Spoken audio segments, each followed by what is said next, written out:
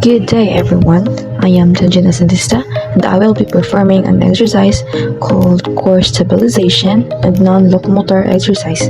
Tara! The first exercise is the dead bug series. What you're gonna do here is just raise your leg aligned to your hip and then bring your leg back to its original position. But make sure it didn't touch the ground.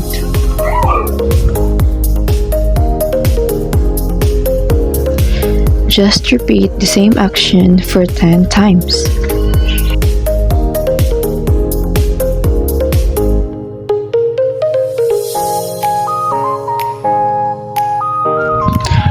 Do the same action to the other leg for 10 times also.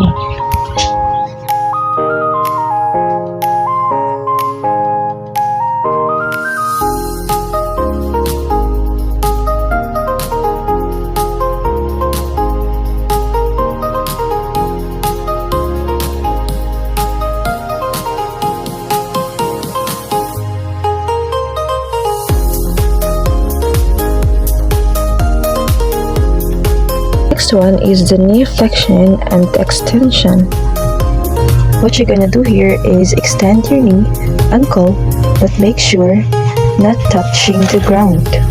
And bring back the knee to its original position but maintain the 90 degrees angle. Repeat the same action for 10 times and do the same action to the other leg for 10 times also.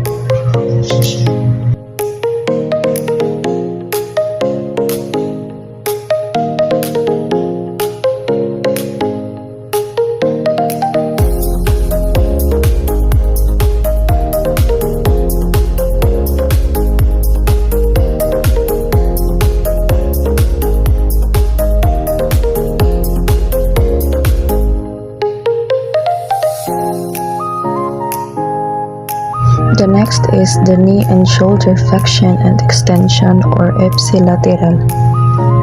What you're gonna do here is slowly extend your right shoulder and knee synchronously, ankle and fingertips not touching the ground.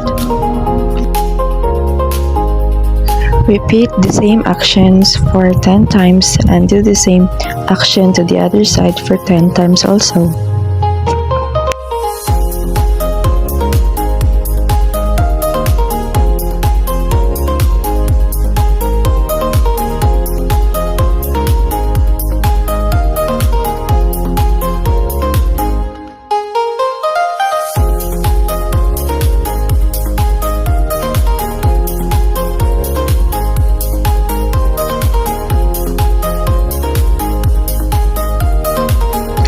The next is the knee and shoulder flexion or contralateral. What you're gonna do here is slowly extend your right shoulder and the opposite knee synchronously, ankle and fingertips not touching the ground. Bring back the right arm on the opposite leg to its original position, maintaining the 90 degrees angle. Repeat the same actions for 10 times and do the same actions to the other side.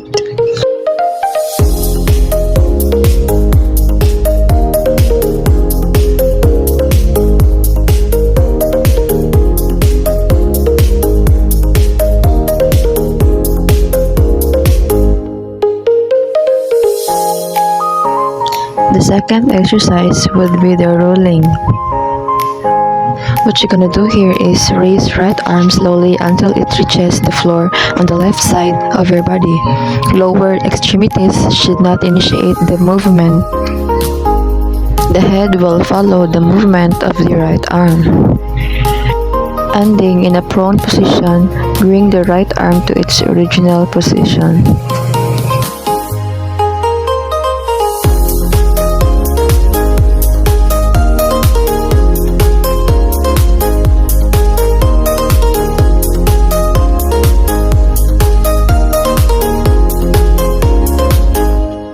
The third exercise would be the plank series.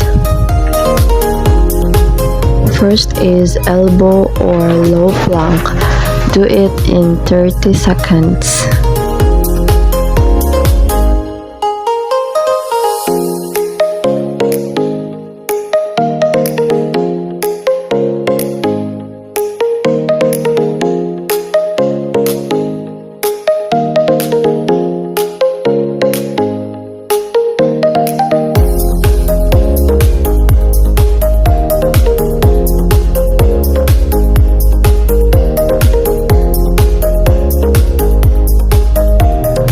Next is the full plank.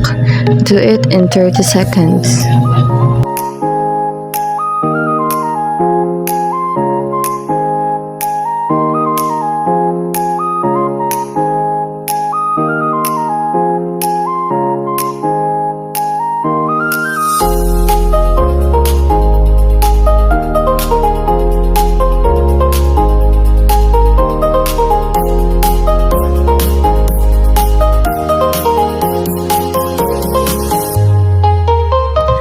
And next is the side plank.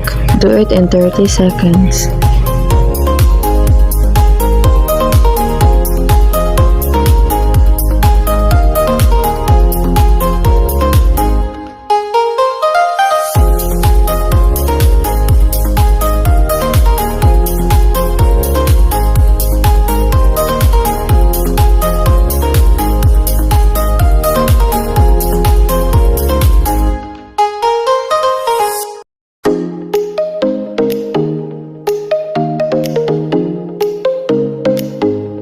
The fourth exercise would be the hip bridge. What you're gonna do is bend your knees and keep your feet flat on the floor. Feet should be hip width apart. Arms relaxed at your sides. Push through your heels and slowly raise your hips toward the ceiling. Your body should form a straight line from shoulders to knees. Do the same actions for 10 times.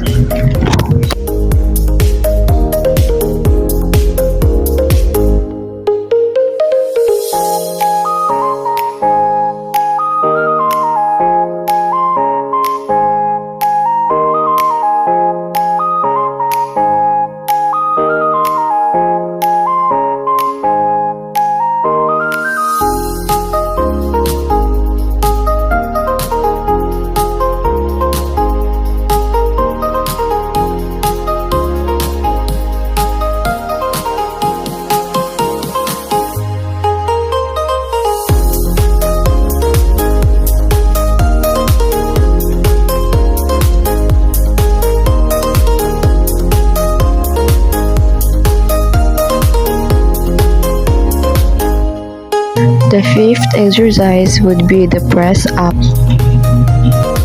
What you're gonna do is, as you inhale, lower your body down to hover off the ground, forming a 90-degree angle from shoulder, elbow to hand. As you exhale, push the floor away, keeping the body strong and tight. Repeat the actions for 10 times.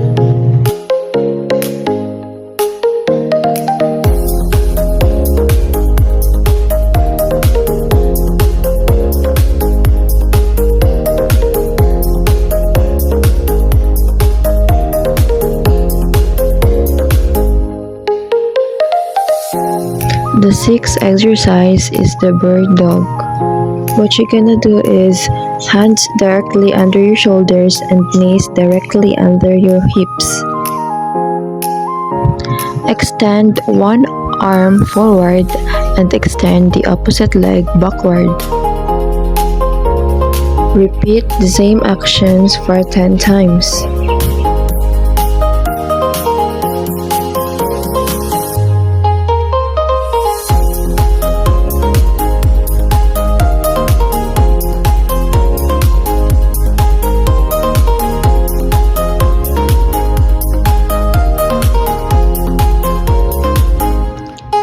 Slowly pull your arm and leg back to the floor. Extend your left arm and right leg this time.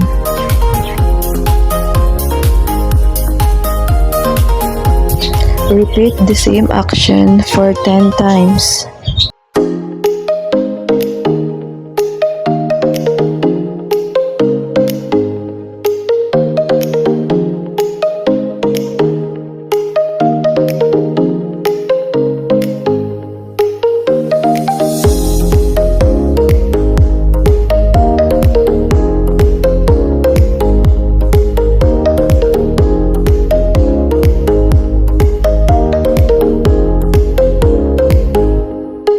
The seventh exercise is downward dog.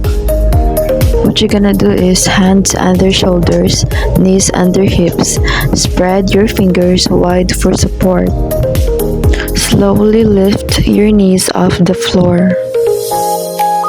Straighten your legs as much as you comfortably can. Form an inverted V shape with your body.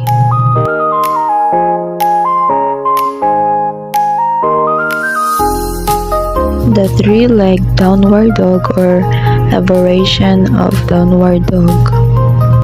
In doing this, you need to start first in downward dog. Keep your belly pulled in to maintain balance. Raise your right leg straight behind you. Point toes down to keep hips aligned. Avoid opening your hips to the side. Both hip points should face the floor. Extend through your raised leg and press firmly through your hands. Body stays long from fingertips to lifted foot.